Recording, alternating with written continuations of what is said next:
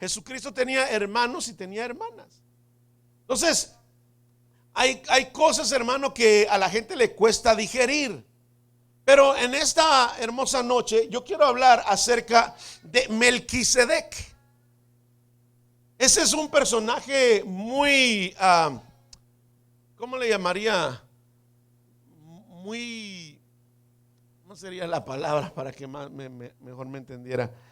Como muy, llama la atención pues conocer de él. ¿A usted no le llama la atención de conocer de él? Si alguien le pregunta a usted hoy, ¿qué conoces tú acerca de Melquisedec? Y si estuviera presente el apóstol Pablo, le dijera, usted como cristiano tiene que manejar este tema. Así eran las llamadas de atención que daba el apóstol Pablo a los cristianos. ¿Quiere que se lo compruebe? Ese Hebreos, por favor. Hebreos, perdón, sí, Hebreos.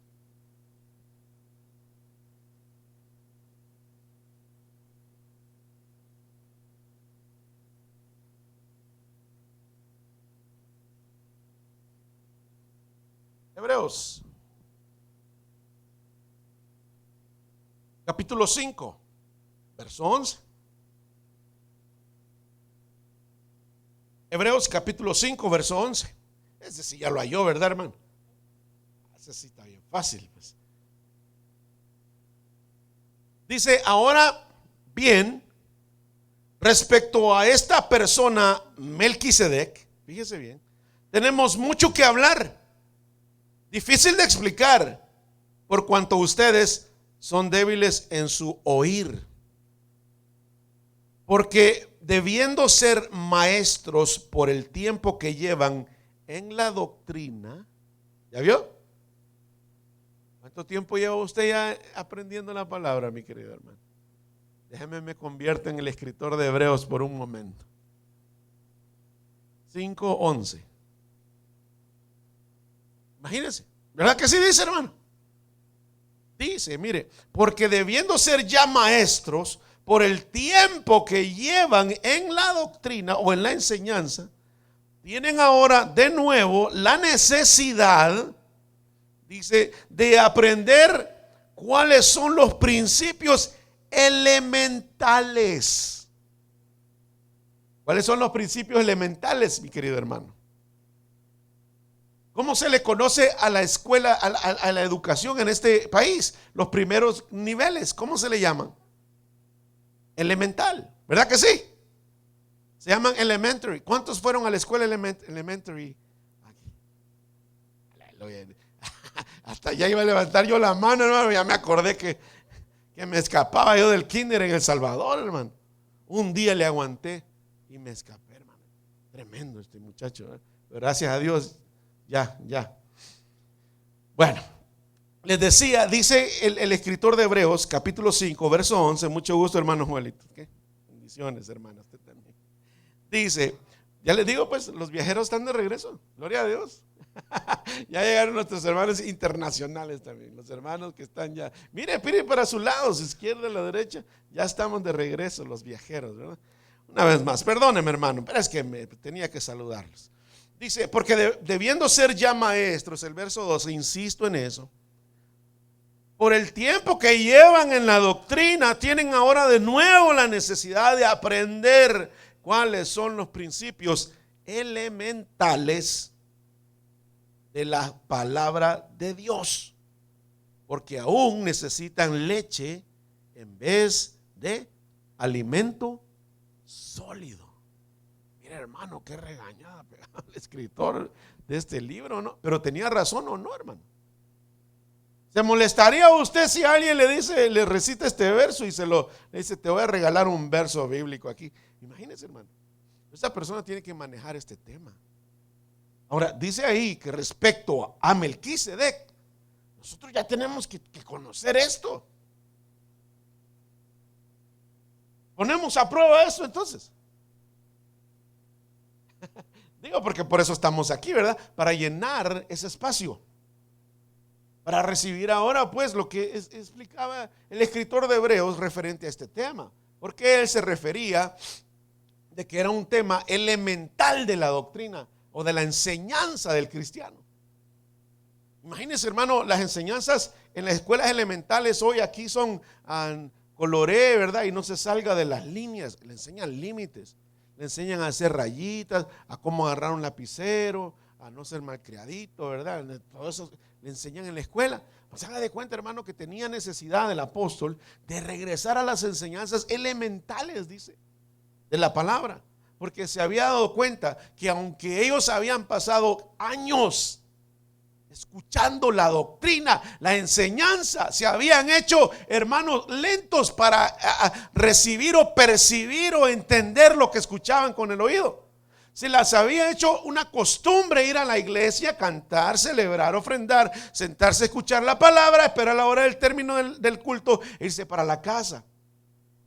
Y dice, yo les he enseñado esto, pero como ustedes, su oído tenía problemas para entender esto, tengo necesidad que volver a enseñar lo que son las enseñanzas elementales, básicas del evangelio. Entonces, pareciera que no son tan fáciles de entender, difícil de explicar, dice el escritor, ya lo vimos, ¿verdad?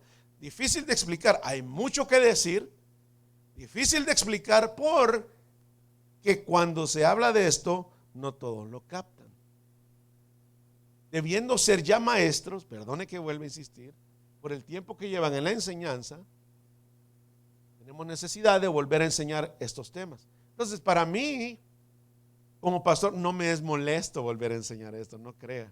Ya lo he enseñado, lo enseño quizás casi cada 2, cada 3 años, más o menos lo enseño, porque pues hay que estar recordándolo, ¿verdad? Entonces es una enseñanza que el apóstol Pablo consideraba, perdón, el escritor, si usted cree que fue Lucas o fue Pablo de Hebreos, consideraba que todo cristiano lo tenía que saber. Y dice entonces, porque debiendo ser ya maestro, el verso 13, porque todo aquel cuyo alimento es leche, dice, no está convencido de la palabra de justicia, puesto que es niño. Estoy leyendo yo de la versión Pechita. Porque el alimento sólido es para los maduros. ¿Para quién es el alimento sólido? Para los maduros. ¿Cómo se considera usted en el evangelio? No le digo cuántos años tiene usted en el evangelio, porque muchos miden su madurez por la cantidad de años de ser cristiano. Pero se trata, hermano, de llenar del conocimiento que tenemos aquí en la palabra de Dios, y entonces aprender esas cosas que el apóstol dijo son enseñanzas básicas. Dijo, porque el alimento sólido es para los maduros, los que por la práctica han ejecutado sus sentidos en el discernimiento del bien y del mal. A usted cualquiera puede venir a decirle una cosa y otra, pero usted lo ha vivido en el Señor y usted sabe que lo mejor es obedecer lo que dice la palabra de Dios y no lo que diga la gente. ¿Cuántos dicen amén a eso? Bueno, entonces sigamos diciendo, sigamos viendo ahí. Dice ahí, en el verso, ya en el capítulo 7, en el capítulo 7 de Hebreos, ahí donde estamos, dice, porque este Melquisedec, sacerdote del Dios Altísimo, era rey de Salem.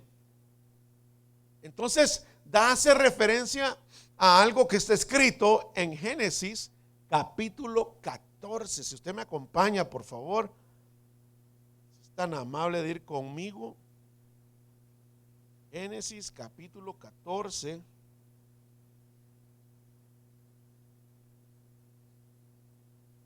En el verso 17.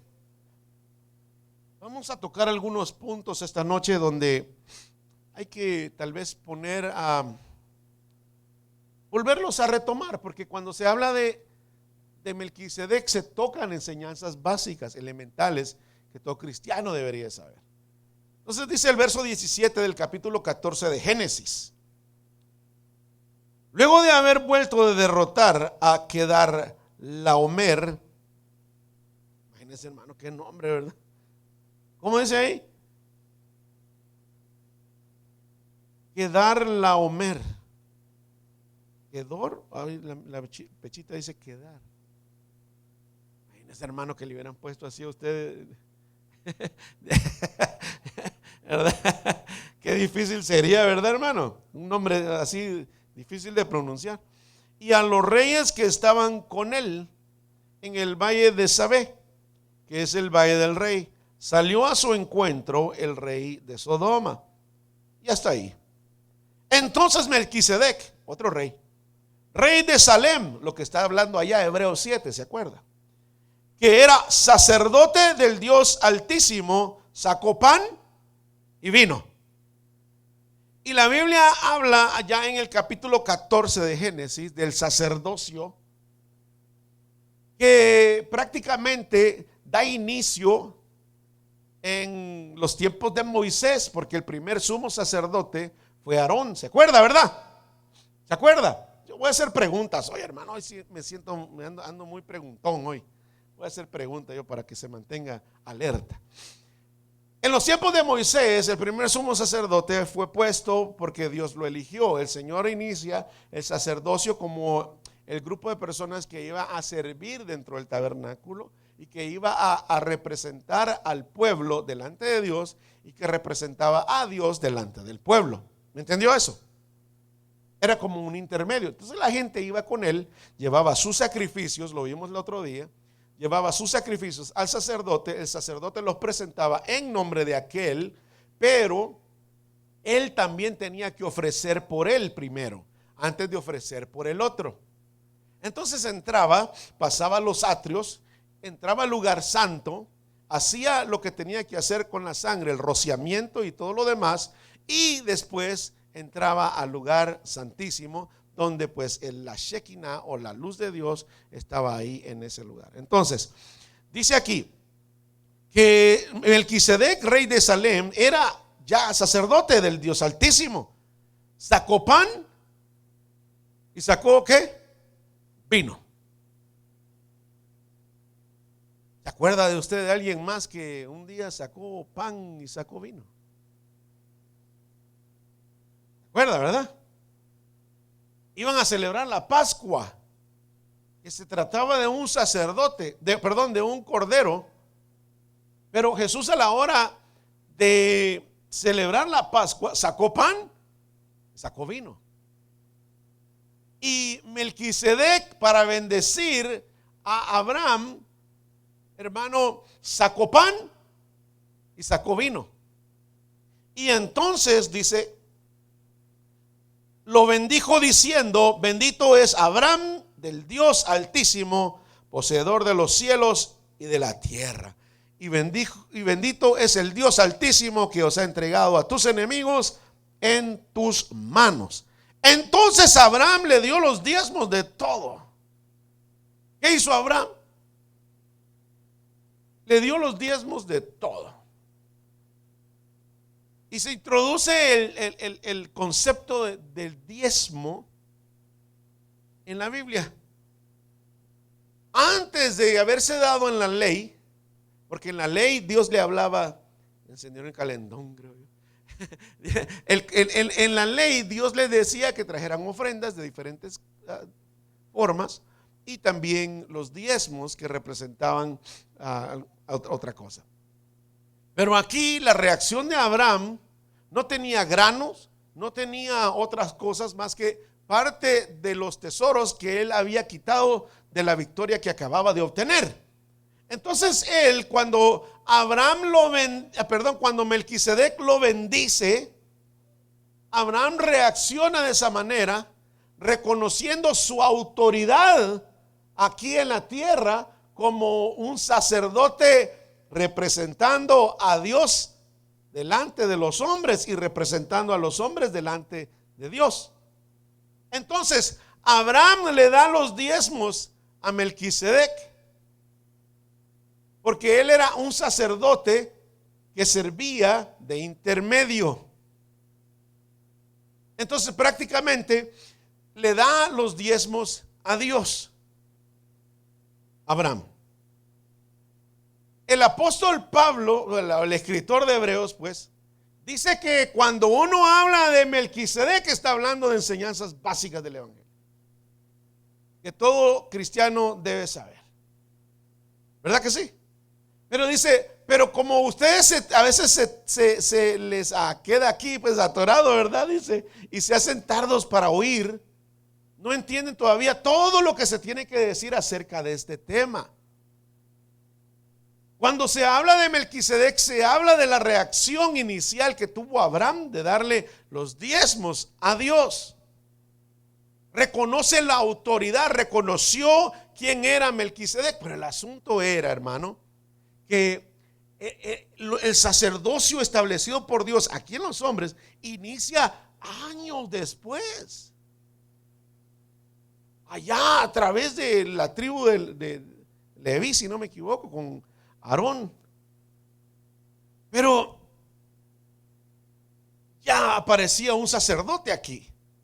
Entonces Hebreos capítulo 7 narra un poco más acerca de lo que pasó ahí. Si usted me quiere acompañar allá donde estábamos, Hebreos capítulo 7.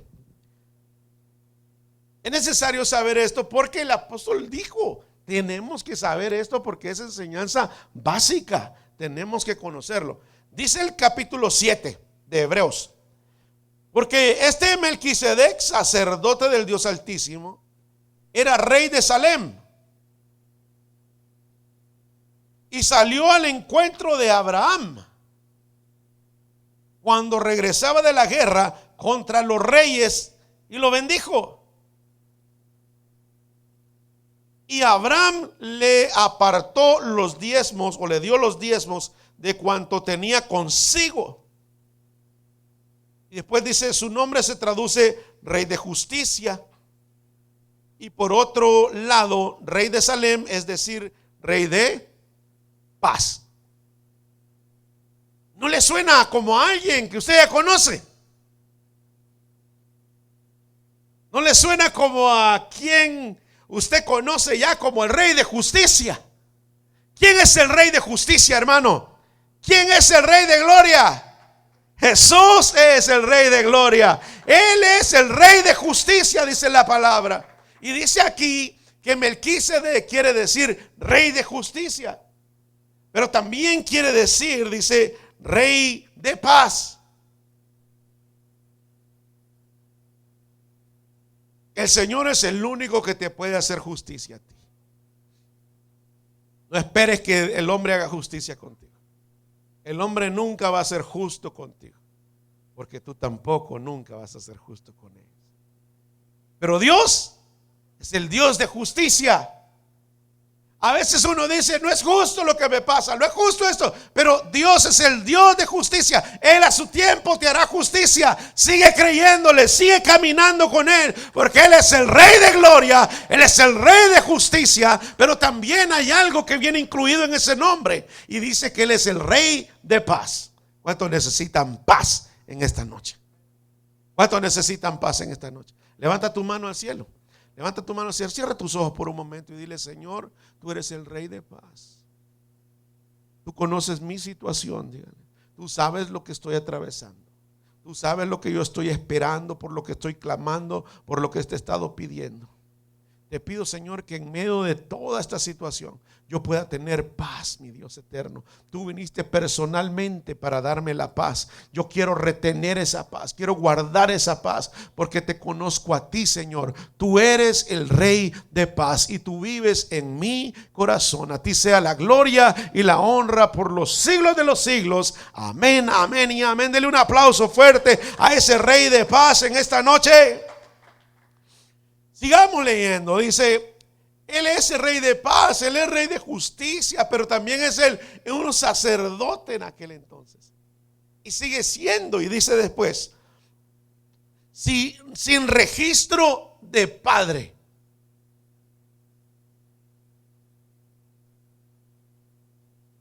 Ni principio de padre y madre, en las genealogías. Ni el principio de sus días, ni el fin de su vida. ¿Por qué? Porque Él es eterno. Amén. Él es eterno y Él es el verbo que dice Miqueas, lo que vimos al principio en el capítulo 5, que sus salidas han sido desde la eternidad. Él es eterno. Y luego dice aquí, ni el principio de sus días, ni el fin de su vida, sino que a semejanza del Hijo de Dios, su sacerdocio permanece para siempre o eternamente.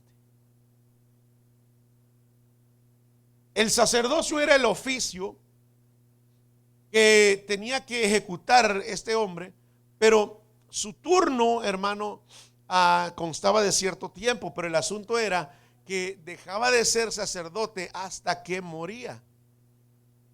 O sea que no podía él dejar de serlo, sino que hasta que él moría, entonces dejaba el sacerdocio. Habían muchas cosas que era representado mientras el sacerdote vivía. Todo lo que él había hecho estaba vigente.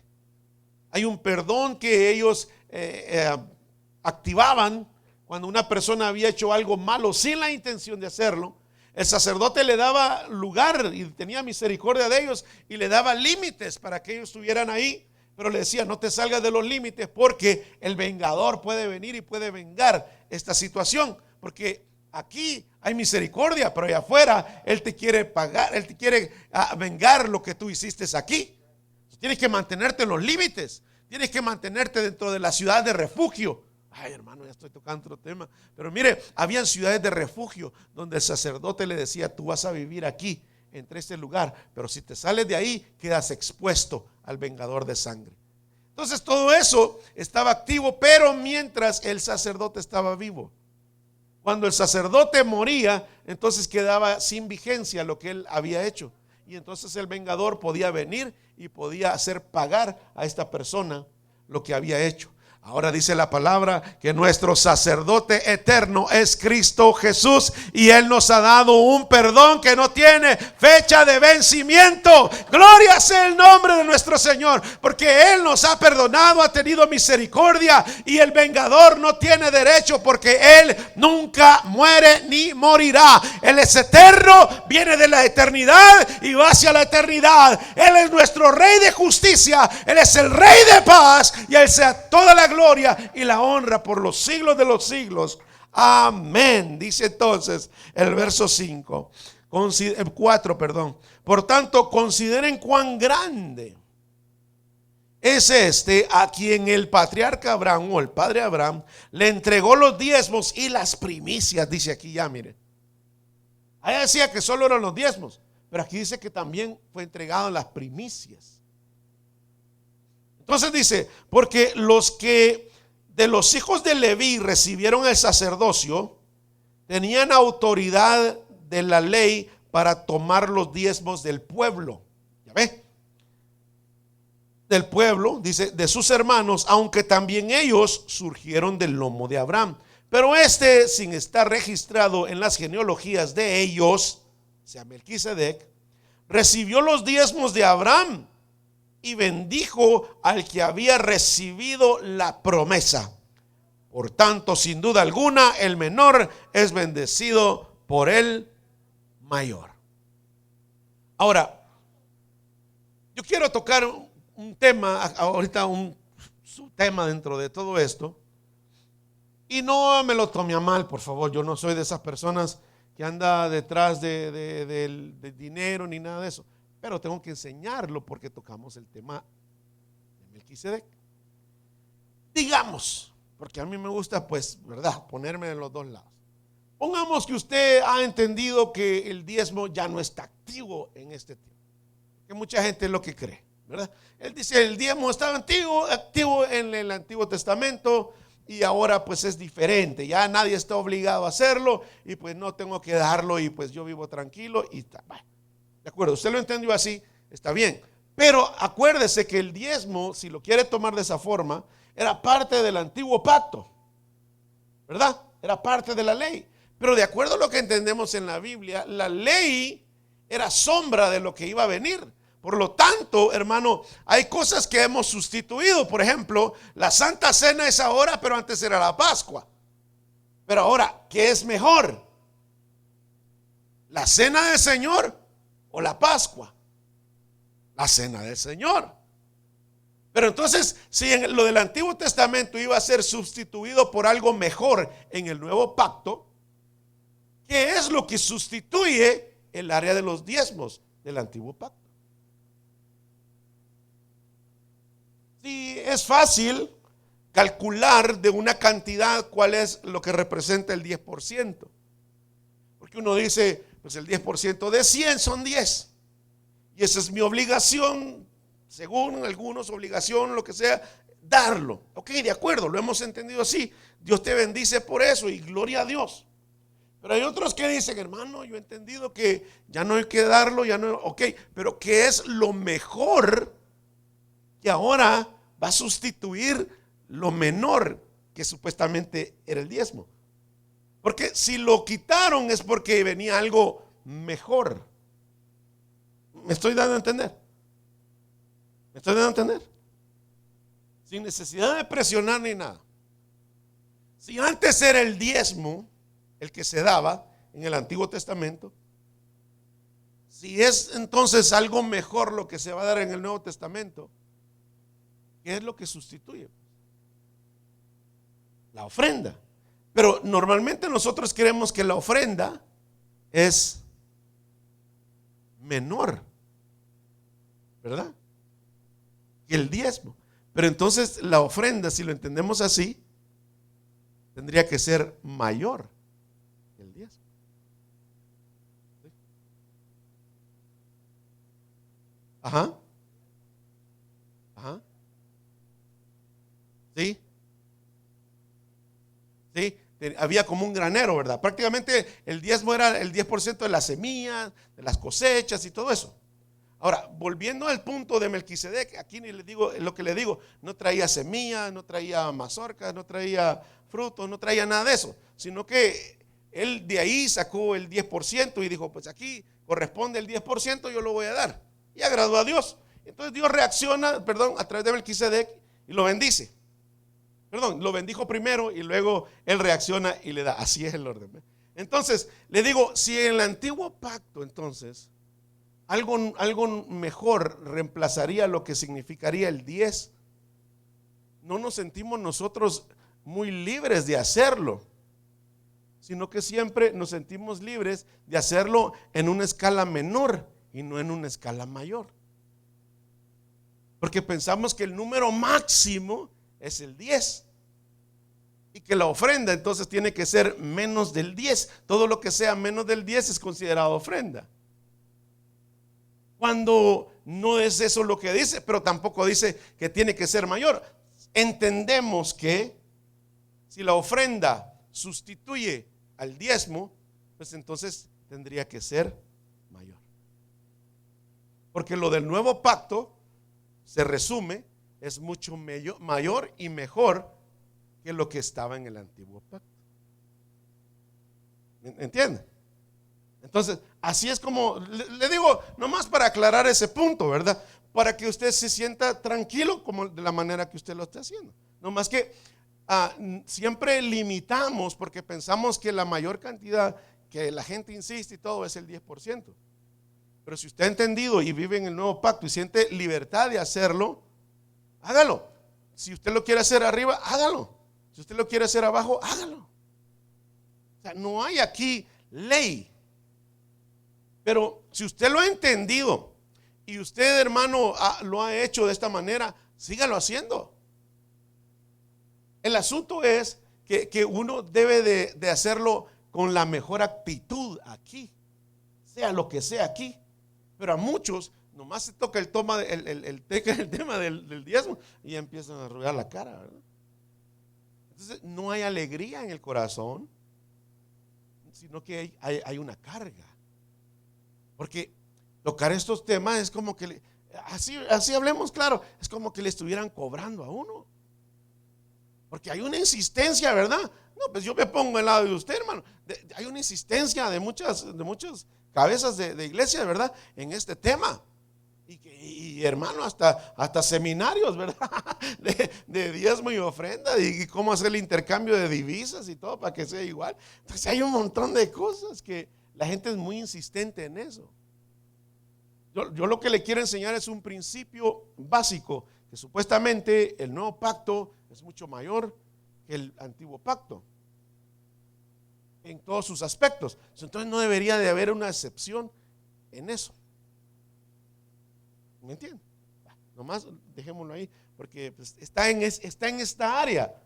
Entonces tenemos que tocarlo, porque es la reacción pues que dice aquí. Ahora mire lo que dice aquí, seguimos aquí. Dice en el 7, ¿verdad? En el verso 8. Aquí dice el apóstol, hombres mortales, ¿qué dice? No, ¿qué dice ahí la palabra? No dice recibían, ¿verdad? Sino que dice que es si usted define el verbo, ¿qué quiere decir? Es activo, ¿no? Presente activo. Reciben. Lo que estaba diciendo era, este acto está en función. Porque incluso Jesús le llama la atención a los fariseos y le dice, ustedes diezman la menta, diezman esto, diezman lo otro y todo, pero ustedes están tremendos porque no tienen misericordia. Hacen lo visible de la ley, pero sus corazones están tremendos. Ahora, dice el apóstol, aquí, en esta ocasión, dice, aquí, hombres mortales reciben los diezmos. Mientras que allí, hablando de la ocasión de Melquisedec, aquel de quien la escritura da testimonio de ¿qué? Imagínense. ¿De quién estará hablando, hermano? ¿De quién estará hablando ahí? Pero ahora mire, vamos a los principios para que no choque con lo que hemos aprendido en las semanas anteriores. Si entonces el Cristo, no Jesús, Cristo tomó un cuerpo en Melquisedec, estaría contradiciendo lo que la palabra enseña, porque estaría diciendo entonces que el nacimiento a través de María fuera una reencarnación, puesto que la primera vez, de acuerdo a lo que dice Isaías, el cuerpo preparado para el Cristo era el cuerpo de Jesús, el que sí nació a través de María. Ese era, en esa misión, ese era el único cuerpo que él tuvo. Pero las salidas desde la eternidad del verbo, de acuerdo a lo que enseña Miqueas capítulo 5, que es lo que vimos al principio, han sido, dice, desde el inicio de la eternidad. Él ha salido, Él ha venido aquí, Él ha estado aquí. Pero el cuerpo de Melquisedec no era el cuerpo igual como el que ocupó cuando vino a ser Jesús. ¿Me entiende? Sino que ocupó, creo yo, un cuerpo diferente, porque hay cuerpos celestes, dice 1 Corintios capítulo 5, y hay cuerpos terrestres. La gloria del cuerpo de los celestiales es diferente a los cuerpos terrenales. Los cuerpos terrenales tienen capacidad de moverse aquí, mientras los celestiales tienen capacidad de moverse aquí y moverse allá. ¿Me entiende? ¿Me entiende lo que le estoy diciendo, verdad? Entonces, dice, aquí recibe los diezmos alguien que da testimonio de que vive. Pero ahora, ¿cómo es que vive? Digo, si ya estaba vivo, pues. En su resurrección, ahora él hizo el acto legalmente, pues, de pasar por el estado de la muerte y resucitar, y ahora él vive. Ahora dice aquí, él es el que vive, Jesucristo, porque de él están hablando aquí. Él es el que vive, pero en aquel tiempo nos visitó con un cuerpo celeste a través de Melquisedec, porque el mismo orden sacerdotal, dice, que le corresponde a Jesús, es el mismo que está al mismo nivel del Melquisedec, del cual se dice que no tiene ni principio ni final, ni se encuentra en registro alguno aquí en la tierra. Entonces el verbo ha existido desde más ante tiempo. No comenzó a existir cuando nació a través de María. ¿Tenemos claro eso? Él había existido porque Él es Dios. Él es el Rey de justicia, Él es el Rey de paz. En aquel entonces vino en alguna misión especial, creo yo, o algo diferente, pero no tenía nada que ver respecto al pecado, como cuando vino en el cuerpo de Jesucristo, de Jesús, perdón. La deidad de Jesús era el Cristo. La parte terrenal de ese cuerpo era Jesús. Por eso cuando usted une Jesús con la parte de la deidad, se convierte en, se retoma el nombre de, o se forma el nombre de Jesucristo. Jesús el Cristo, Jesús el ungido de Dios, Jesús el Hijo de Dios, Jesús el Salvador. No es que era un nombre de que qué bonito se oye poner los dos nombres juntos, no, sino que la misión que él vino a hacer referente a eso era venir a ser el Cristo.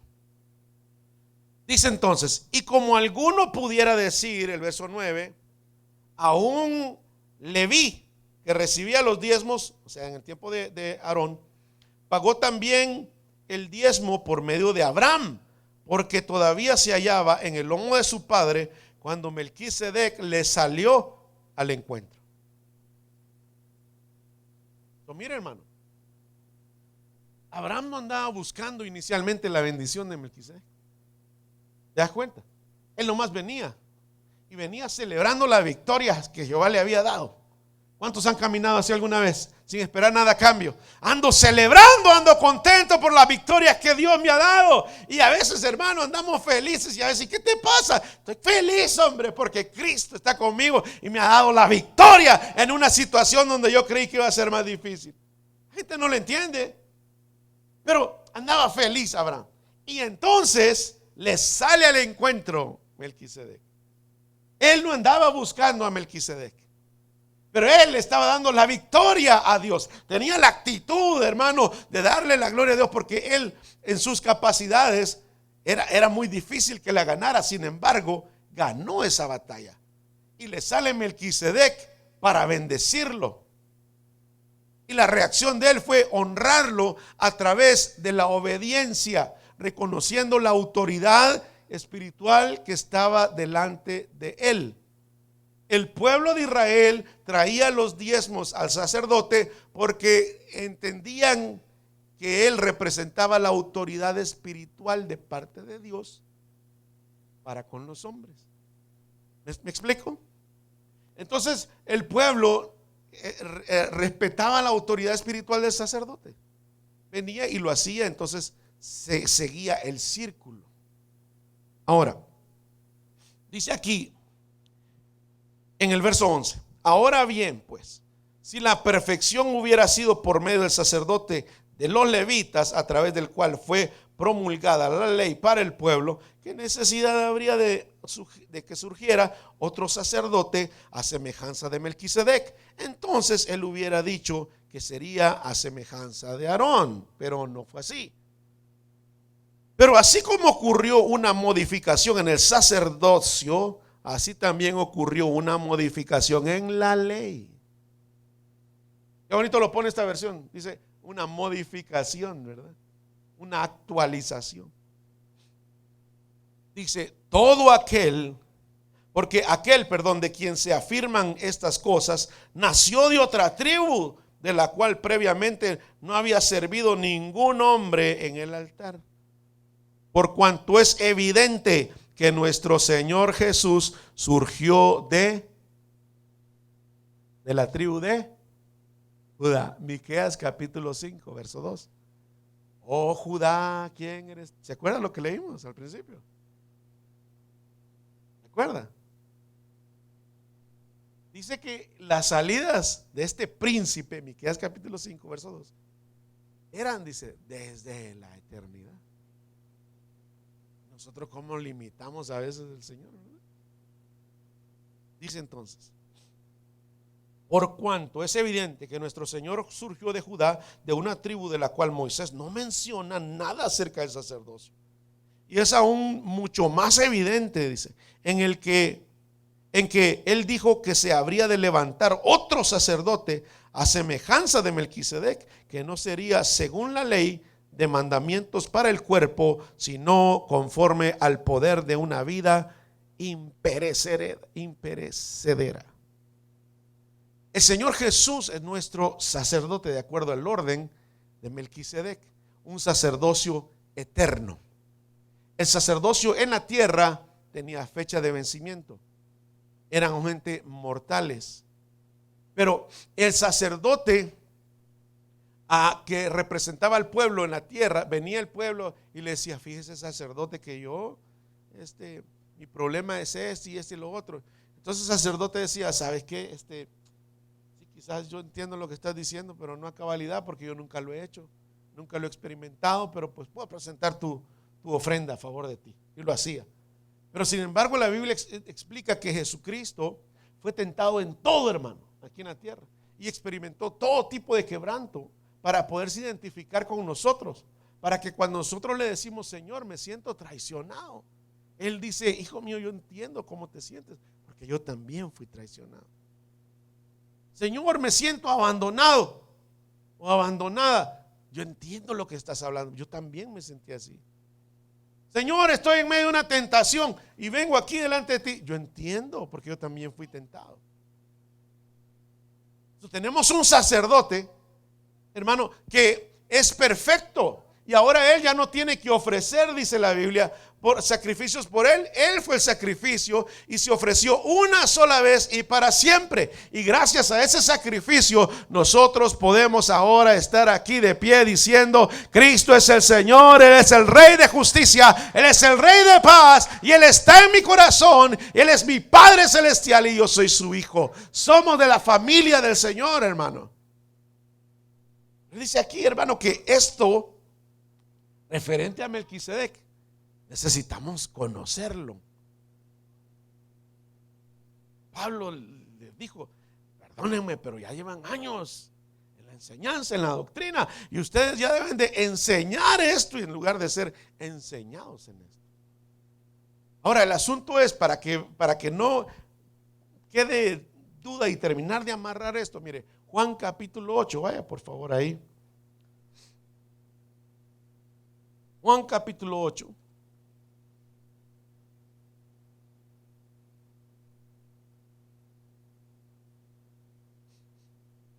En el verso 50 en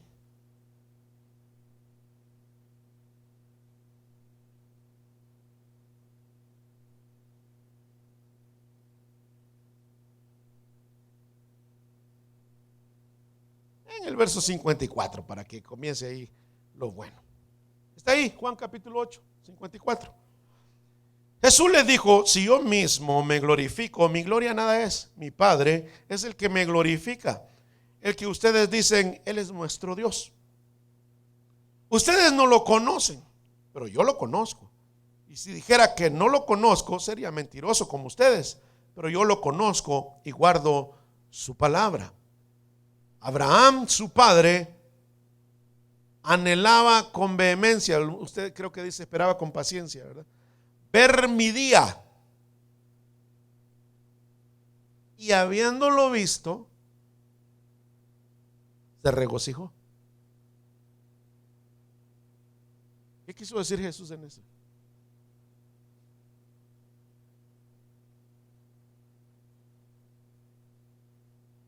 ¿Ya lo vio? Dice ahí: Abraham vuestro padre se gozó de que había de ver mi día, y lo vio y se gozó. Se gozó de ver a Jesús, su día, dijo. Pero ¿a quién vio Abraham? A Melquisedec.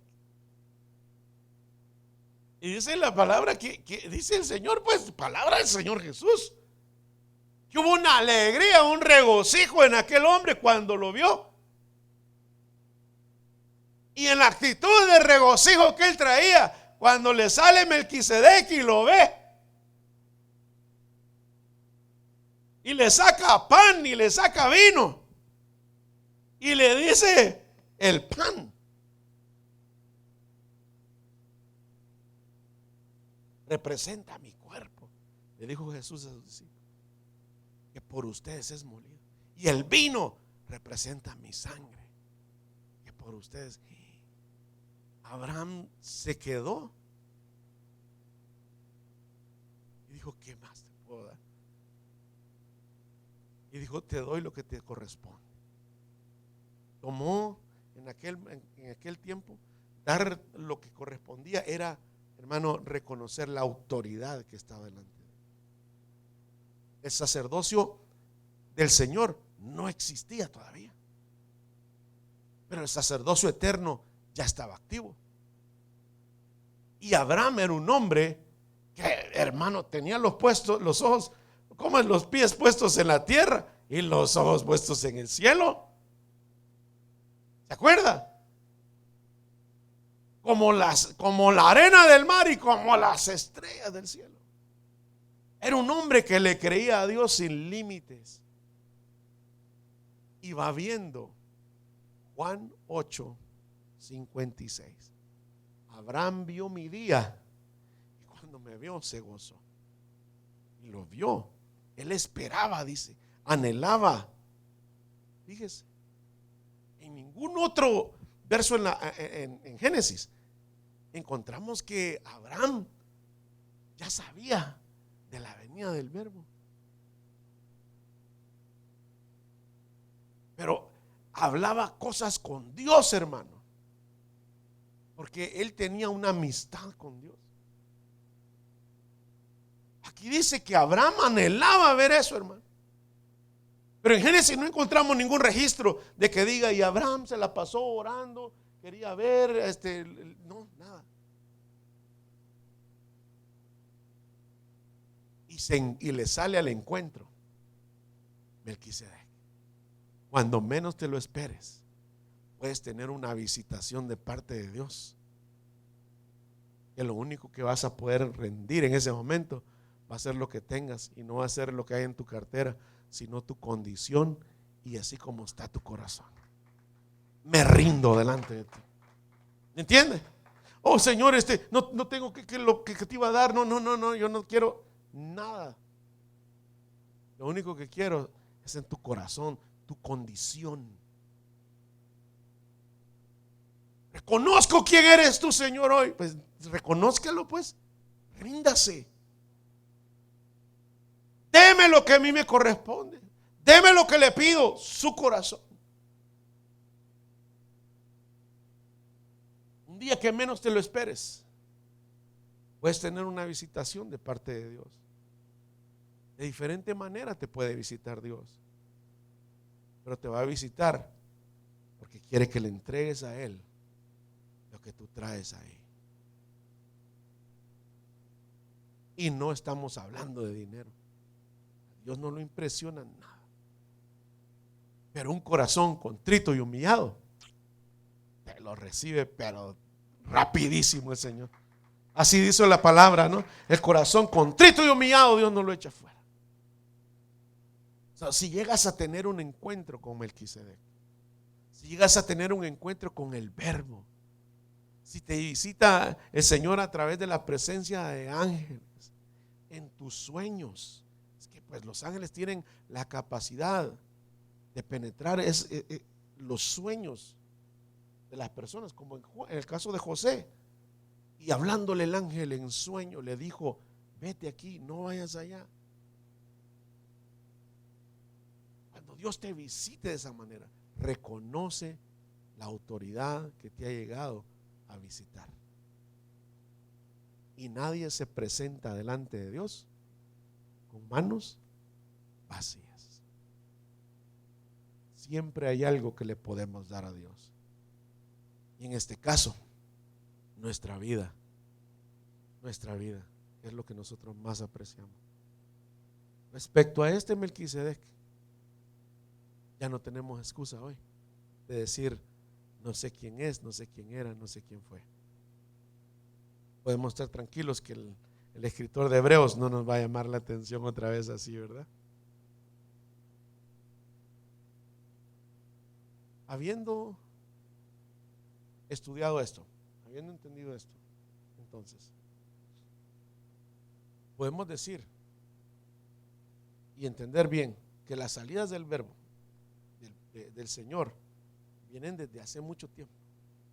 Y que aparte, aquí es donde tómelo si usted gusta, si no, pues déjemelo ahí. Donde Él puede no solamente haber salido a visitar nuestro planeta, sino que si el Señor tiene otros negocios en otras atmósferas y otras esferas y otras dimensiones, téngalo por seguro que la presencia del mismo Verbo que visitó la tierra también estará haciendo tratos allá con los hijos de Dios. Lo enseña el libro de Job. No limitemos a Dios, pero agradezcamos y veamos que aún siendo nosotros tan pequeñitos, nos visita el hacedor y creador de todas las cosas. Y cuando nosotros le clamamos, Él viene. Así es que en esta noche le invito a cerrar sus ojitos ahí donde usted está, a darle gracias a Dios, porque aun cuando nos creemos muy pequeños para llamar la atención de Dios, Él está pendiente de nosotros porque nos ama, somos sus hijos y Él tiene un plan muy, muy especial para cada uno de nosotros y uno para todos juntos. Padre, en esta noche venimos delante de tu presencia, Señor, para darte la gloria y darte la honra solamente a ti, Señor. Te damos gracias por lo que tú has hecho, por lo que tú siempre haces en medio de tu pueblo, Señor. Y en esta ocasión te damos las gracias porque tú, Señor, en tu palabra lo llenas, con tu palabra lo llenas todo, Señor. Captas nuestra mente, captas nuestro corazón. Llama, Señor, la atención lo que está escrito en tu palabra y nos enamoramos de ti cada vez, Señor, sabiendo de que tú ya nos mirabas desde antes que nosotros te conociéramos, Señor. Ya nos veías, ya nos habías visto, Señor. Ya sabías la condición en la que nos encontrábamos antes de conocerte nosotros. Tú sabías, mi Dios, ya cómo nos había ido en nuestra vida, Padre, sin ti. Tú sabías, Señor, cómo nos encontrábamos y te damos gracias porque justamente a tiempo tú saliste a nuestro encuentro, Señor, y nos diste, Señor, Padre, lo mejor que tú has podido entregar a esta humanidad, Padre. Te damos gracias en esta noche porque tu Hijo, Señor, lo llena todo. Mi Dios eterno, te damos gracias una vez más porque te hemos podido conocer, Señor, y aún nos falta mucho por conocer, pero lo que he conocido de ti, Señor, nos ha enamorado, mi Dios, y nos motiva a afirmar nuestros pies para obedecer tu palabra y vivir con alegría, Señor, que aunque nos falte mucho aquí en la tierra, en ti, Señor, lo tenemos todo, mi Dios eterno. Te damos gracias porque no nos ha hecho falta absolutamente nada, Señor, y tú eres el Dios proveedor de todas las cosas para aquellos que te buscamos y para aquellos, Señor, que tampoco te han conocido, pero que tú estás, Señor, a punto de salir a su encuentro.